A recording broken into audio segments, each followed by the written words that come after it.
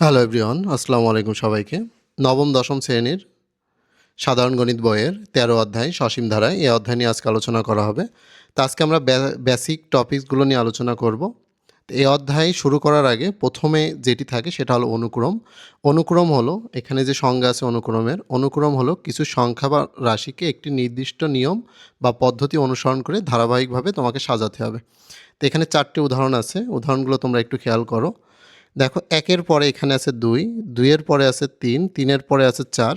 তা আমরা প্রথম যে উদাহরণটি আছে সকল স্বাভাবিক সংখ্যাকে আমরা ধারাবাহিকভাবে এখানে সাজিয়েছি, তাহলে প্রথম উদাহরণটি একটি অনুক্রম হয়ে গেছে। দ্বিতীয় উদাহরণটি খেয়াল করো, ২-এর পরে আছে ৪, ৪-এর পরে ৬, ৬-এর পরে ৮।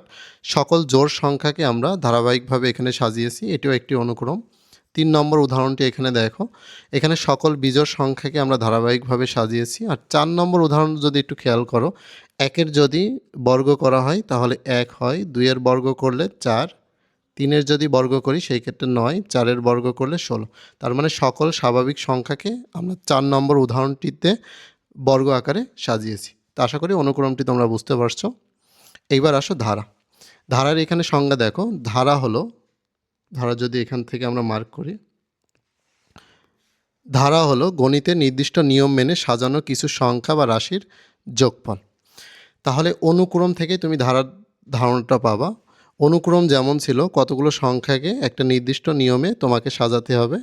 এটা যদি অনুক্রম হয়, এখন অনুক্রমের পদগুলোকে যখন যোগফল আকারে সাজানো হয় সেটাকে বলা হয় ধারা। তা ধারার এখানে ২টা উদাহরণ আছে দেখো, ১ আর ২ নম্বর। তা এখন এখানে আরেকটা জিনিস তোমার মনে রাখা লাগবে, সেটি হলো এই ধারার প্রতিটি পদের সাথে তার আগের পদের একটি নির্দিষ্ট সম্পর্ক থাকে, সেই সম্পর্কটা সেটা যোগ বা গুণ আকার বজায় রাখে। তো এখানে দেখো, খেয়াল করো, ১ আর ৩ এই দুইটা পদ, দেখো দ্বিতীয় পদ থেকে প্রথম পদ যদি, বা প্রথম পদ থেকে তুমি দ্বিতীয় পদ যাও, ১-এর সাথে ২ যোগ করে তোমার ৩ হয়েছে, ৩-এর সাথে যদি তুমি আবার এখানে ২ যোগ করো সেই ক্ষেত্রে পাবা ৫, ৫-এর সাথে আবার যদি ২ যোগ করো সেই ক্ষেত্রে পাবা ৭। এরপরে যদি পরের পদটি তুমি পেতে চাও তাহলে ৭-এর সাথে তোমাকে অবশ্যই ২ যোগ করা লাগবে, করলে পরের পদটি তুমি পেয়ে যাবে।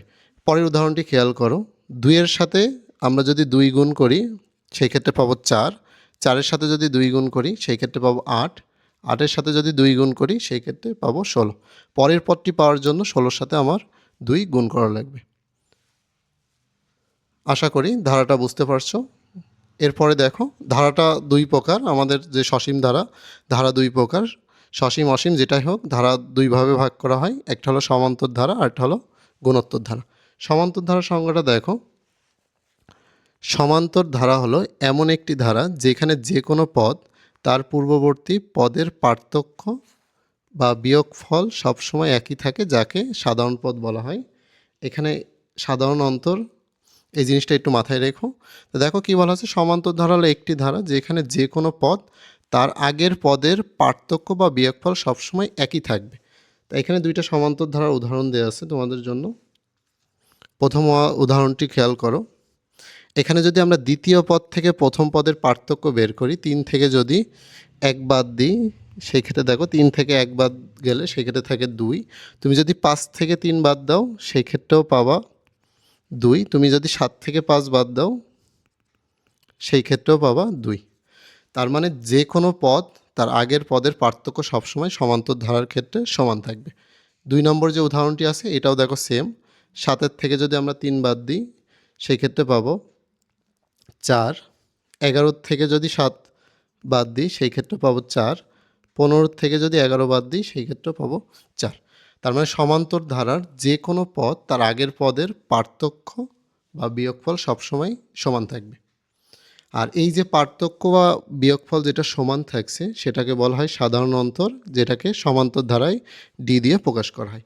তাহলে সমান্তর ধারার যে পার্থক্য বা বিয়োগফল সেটাকে আমরা সাধারণ অন্তর বলবো, আর সাধারণ অন্তরকে প্রকাশ করা হবে ডি দিয়ে। এরপর দেখো, সমান্তর ধারার আমাদের কিছু প্রয়োজনীয় সূত্র লাগে, সূত্র সম্পর্কে আমরা জেনে নেব। প্রথমে দেখো, সমান্তর ধারার n-তম পদ আমাদের বের করার সূত্র হলো a plus n-1 into D.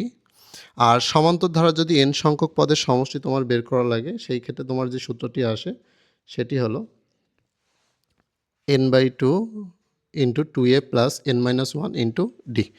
একটা উদাহরণ এখানে আছে দেখো, সমান্তর ধারার 1 3 যোগ 5 যোগ 7 যোগ 9। এখন তোমার যদি এখানে পদ সংখ্যা আছে দেখো, 1 নম্বর পদ, এটা 2 নম্বর, এটা 3 নম্বর, এটা 4, এটা 5, এটা 6, এটা 7। দেখো আমরা যদি 8 নম্বর পদ বের করতে চাই, আমাদের সূত্র ব্যবহার করা লাগবে, প্রথম সূত্রটি। এখন আমরা যদি এই ধারার, মনে করো যে প্রথম 10টি পদের তুমি সমষ্টি বের করবা, প্রথম 10টি পদের সমষ্টি, তাহলে তোমার দ্বিতীয় সূত্রটি অ্যাপ্লাই করতে হবে।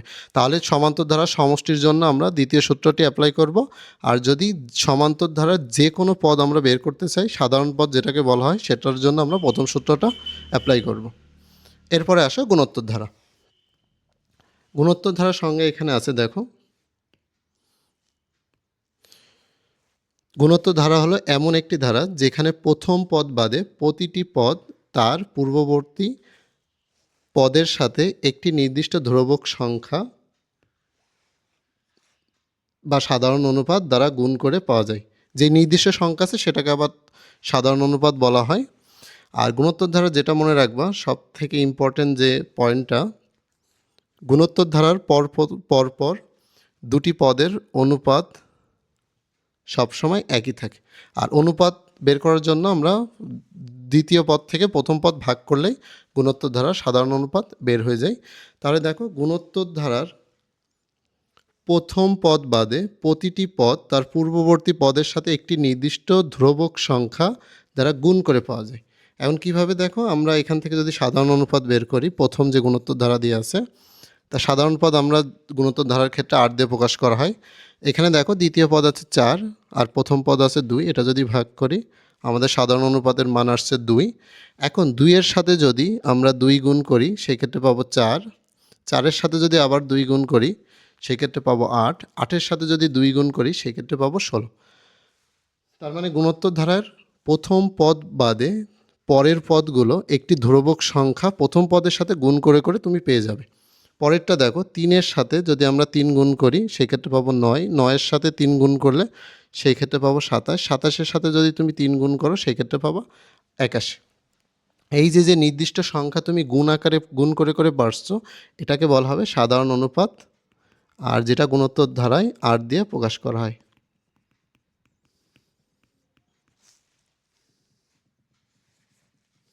আচ্ছা, আশা করি গুণোত্তর ধারাটি তোমরা বুঝতে পারছো। এরপরে আসো, গুণোত্তর ধারার জন্য আমাদের কিছু প্রয়োজনীয় সূত্র আছে, সূত্রগুলো আমরা জেনে নেব। গুণোত্তর ধারার প্রথম যে সূত্রটি আছে এখানে দেখো, গুণোত্তর ধারার এনতম পদ বা সাধারণ পদ। এখানে দেখো একটা উদাহরণ দেওয়া আছে। এখানে প্রথম পদ 3, 2 নম্বর পদ হলো 9, পরের পদ হলো 27, পরের পদ হলো 81।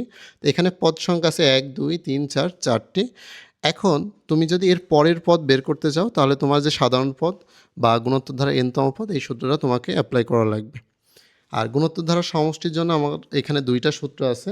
তো আমরা এখান থেকে 2টা সূত্র একটু 2টা সূত্রই মনে রাখবো অঙ্ক করার জন্য। এখন কোন সময় কোন সূত্রটা অ্যাপ্লাই হবে সেটা বুঝবো এই কন্ডিশন দিয়ে। যদি আর এর মান 1-এর থেকে ছোট হয় তাহলে দ্বিতীয় সূত্রটা হবে সমষ্টির প্রথম সূত্রটা হবে। আর যদি আর এর মান 1-এর থেকে বড় হয় তাহলে তোমাকে 2 নম্বর সমষ্টির সূত্রটা ব্যবহার করা লাগবে। তাহলে গুণোত্তর ধারার ক্ষেত্রে সমষ্টির সূত্র হলো তোমার 2টা। আর এর উপর ডিপেন্ড করবে কোন সূত্রটা কখন ব্যবহার করতে হবে।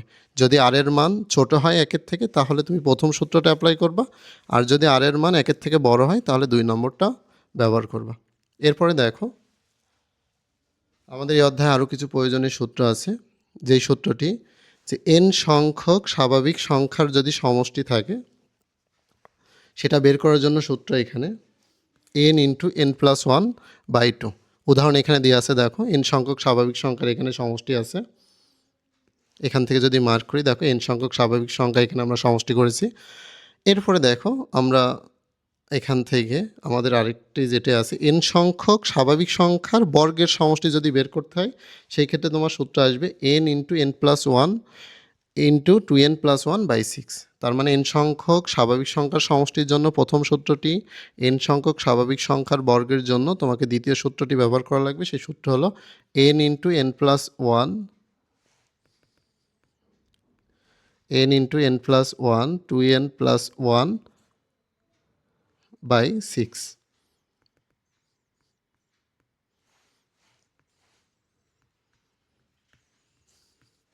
এরপরে আসো, এখানে উদাহরণ দেখো দেওয়া আছে।